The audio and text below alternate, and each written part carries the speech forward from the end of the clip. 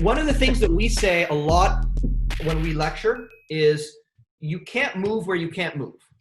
Yes. Okay, so what we're saying is that, you know, a range of motion that you have, let's say you have this much flexion that's passive. So if I take your arm and I go like this, you have a lot of range of motion, right? But then I say, I want you to lift your own arm. And you lift your own arm and you can lift your arm to here, right? Or an easier way to understand this for people, let's say a martial artist in the audience, if I check how much abduction you have with your leg passively, I grab your leg, I check it. So I've established some kind of passive range. And then I say, okay, lift your leg. And you can only lift it to 90 degrees. So I can passively put you into 180 degrees of a split. But if I ask you to lift your leg to throw a kick, you can only throw or lift to 90. Okay, conceivably. Let's just go with that to make it easy. So there's 90 degrees of range of motion there that is available to you passively, but unavailable to you actively. And people have, we always say that active range is important. Active range is important. And they're, well, why do you think active range is important? What passive range is important? You know, you should be flexible. You go to yoga, you get all bendable in certain ways. That's going to prevent injury. We know that not to be true. But why is that the case? The case is because we just said that the range of motion is not going to help the outcome measure as to whether or not you, like, in the way that, not the way you define range of motion. Let's just think of range of motion as, you know, how much I can move you.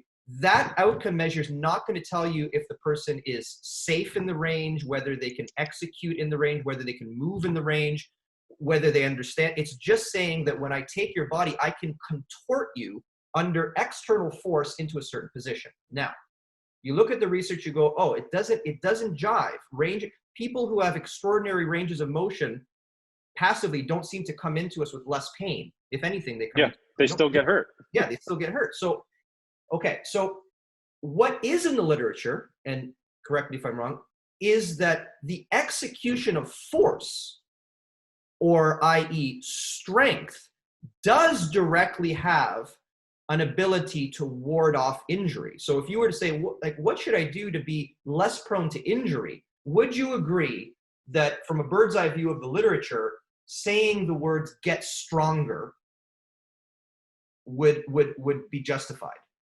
100%. 100%. Because if you break down what "get stronger" means, that is just the ability to display force. Okay, so now if you can't move where you can't move, correct me if I'm wrong, that means the amount of experience you have moving where you can't move amounts to zero. Yes. Okay, so if someone has zero experience with a particular movement, they're probably less coordinated. Yes. Would you agree that a less coordinated person is more likely to get injured than a coordinated person is when executing the motion that they are either coordinated or uncoordinated in doing?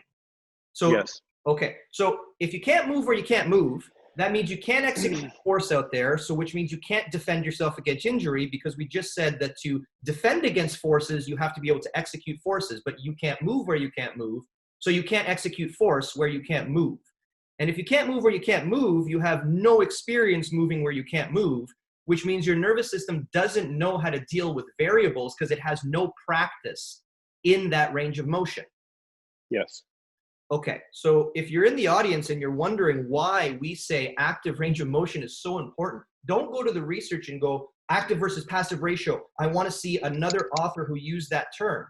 No, think about it logically. If you can't move somewhere, but you can passively move there, that means when you're moved there, if something goes wrong, you have no recourse. You have no way out.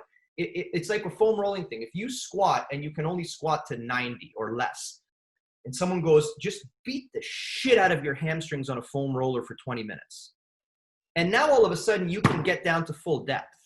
Well, that's awesome. But if you don't have any experience down there, if something goes wrong down there, then you can't control what went wrong. And if you can't control a range of motion, that motion is likely to become injured. Says science, right? Like, it doesn't say it in a paper, but if you look at science,